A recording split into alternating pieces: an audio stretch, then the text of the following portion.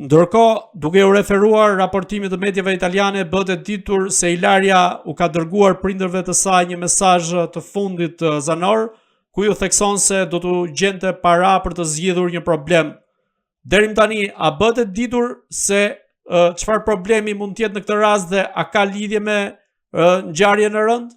Për këtë nuk kemi informacione. Mund të jenë situata personale, familjare, por nuk besoj se mund të jetë e lidhur në një farë mënyre me krimin, sepse djali në fjalë nuk ka qenë një person që është në një gjendje atë paktën nuk rezulton që të ketë qenë në gjendje ekonomike të mirë që mund të japi një ndihmë vajzës për sa i përket kësaj elementi. Mendoj që është një fakt privat, familjar dhe si i tillë duhet të trajtohet.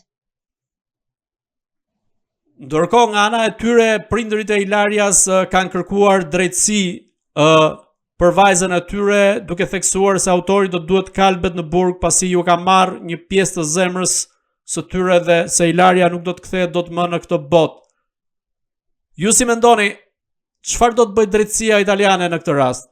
Drejtësia italiane në këtë rast është treguar dhe shumë e shpejt, sepse që në momentet e para të zhdukjes së Ilarias janë vënë në kërkim, nuk kanë lënë rrugë pa shkelur, pa hetim pa kryer, dhe në pak kohë ata kanë arritur të individuojnë, të gjejnë autorin e ngjarjes dhe kanë arritur që të marrin si nga ai dhe nga nëna e tij pranimin e fajit. Ndaj në këtë rast mendoj se drejtësia italiane nga ana e prokurës, sepse jemi gjithmonë në fazën e hetimeve paraprake, prokura ka bërë me shumë vullnet të mirë detyrën e vet dhe për këtë gjë i komplementoi prokurës.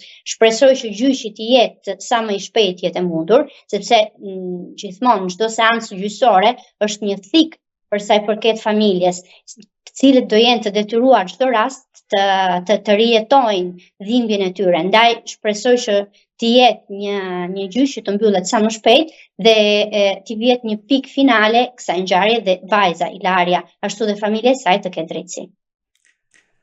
Nisur nga kjo ngjarje e rëndë, rrethanat, dinamikat, por edhe akti që është kryer duke i marrë jetën një vajze të re, sa vite burg rrezikon Filipina si Mark Sampson? Nëse hipotizojmë një krim vrasje të thjeshtë sipas kodit penal italian, është jo më pak se sa 21 vjet. Por aty pastaj duhen verifikuar edhe rrethana të tjera, sepse mund të jenë rrethana shtrënguese, mund të jenë rrethana lehtësuese, të cilat bëjnë pastaj ndryshimin për sa i përket dënimit konkret që i jepen.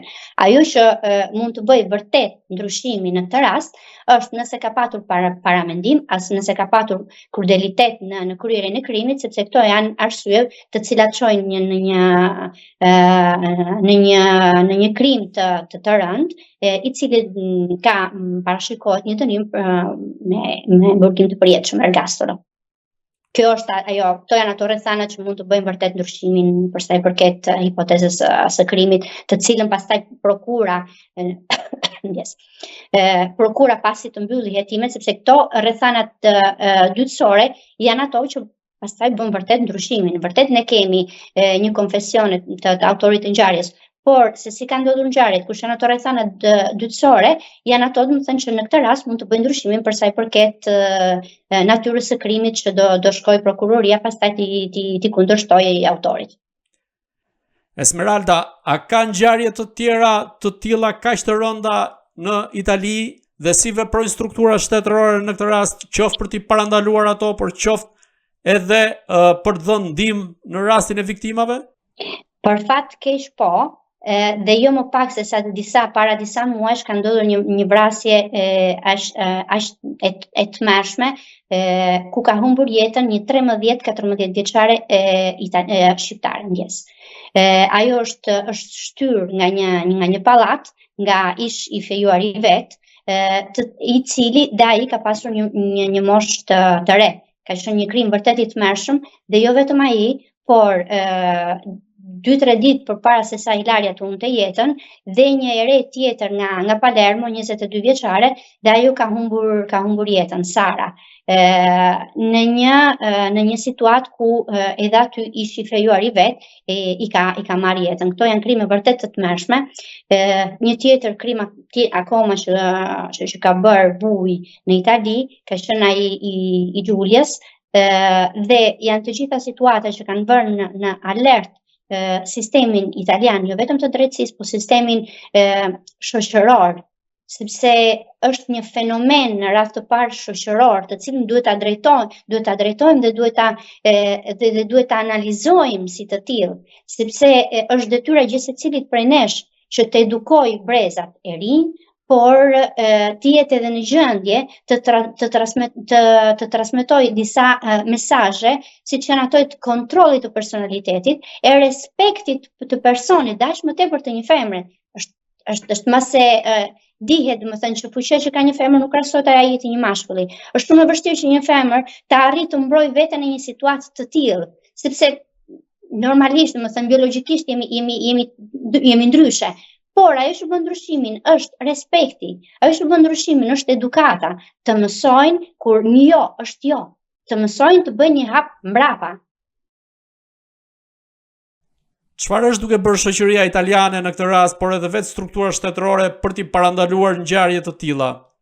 Atëherë, ligji italian ka parashikuar një normë për sa i përket dhe vetë situatave, duke nisur nga situatat e keqtrajtimeve në familje dhe stalking, që është shkalla e parë dhe është një nga ato situatat këmbanat e alarmit që mund të çojnë në situata pastaj më tepër tragjike, dhe duke nisur nga ajo situatë kanë parashikuar që autorët e krimit të marrin pjesë në disa programe sensibilizuese. Këto programet mund të jenë disa muaj, mund të jenë një vit, organizohen nga shoqata të autorizuara, të cilat trajtojnë temat siç janë tamam respekti për femrën, të kontrolli vetvetes, riedukimi në një farë mënyre i personit, t'i bëjnë të kuptojnë që edhe pikvështrimin e personit tjetër.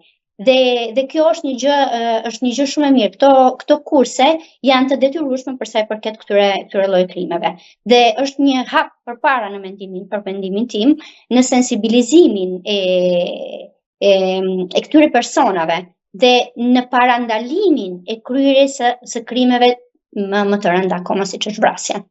Esmeralda, dhe i pyetja të fundit, a janë shqiptarët kategoria më diskriminuar apo më bullizuar në Itali, nga e cila mund të rrjedhin edhe këto krime, apo në këtë rast kemi të bëjmë me ngjarje të veçuara? Për mendimin tim, shqiptarët nuk janë një nga kategoritë më të bullizuara. Ky është një fenomen që gjendet në të gjitha shoqëritë për fat keq.